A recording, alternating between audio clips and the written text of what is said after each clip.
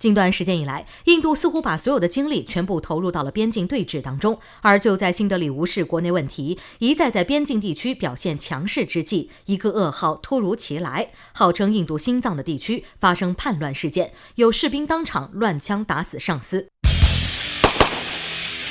据人民日报海外版在10月12号消息显示，被印度官方吹捧为亚洲最精锐的部队之一的印度国防安全部队发生一起叛乱事件，一名隶属于该部队的士兵乱枪将自己的上司打死，随后携带武器弹药藏匿，这在当地爆发混乱。事发地点位于印度的中央邦，由于地理位置关键，该邦也被称作是印度心脏。事发之后，印度国内舆论一片哗然。需要注意的是，印度媒体《新印度快报》对此事进行了较为详细的报道。据了解，事件爆发是在中央邦的一处军工厂内，该厂是印度国防部下属的一个冶金生产单位。在10月10号晚间，印度国防安全部队士兵沙卡辛格与自己的上司爆发激烈口角。具体原因尚不得而知，但是在口角升级后，该士兵端起手里的步枪向自己的指挥官开火。从印度媒体的报道中，这名指挥官应该是当场死亡，身中至少4枪。据消息人士称，目前印度该地区已经被警方封锁，带有摄像头的无人机也被第一时间部署到该地区进行搜查。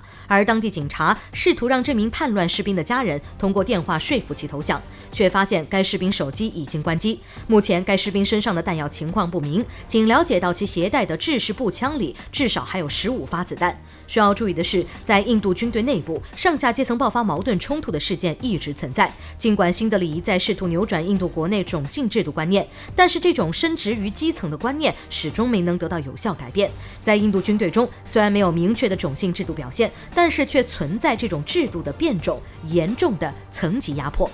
印度士兵不能反抗自己上司的任何命令，军官可以在高强度行军时喝上一杯精致的下午茶，充分享受一下人生，而士兵却连一口水都喝不上，被高一级的军官打骂羞辱可以说是家常便饭。加上印度军队内部高层还将腐败化合法，克扣士兵口粮，缩减待遇，稀疏平常。而其中一些被虐待的士兵往往就会在某些时候爆发，要么是动手打死羞辱者，要么就是悲痛自杀，寄希望于下辈子投胎。比如今年7月份，当时印度已经刚刚被曝光，前线又在积极调兵备战，于是就有了在巡逻过程中，士兵借着与上司独处的时机，开枪把上司打死。由于是事发地点在前线，一度惊动了军方高层，印度国防部长甚至第一时间前往前线慰问，安抚士气，就是怕事件引发连锁反应，导致效应。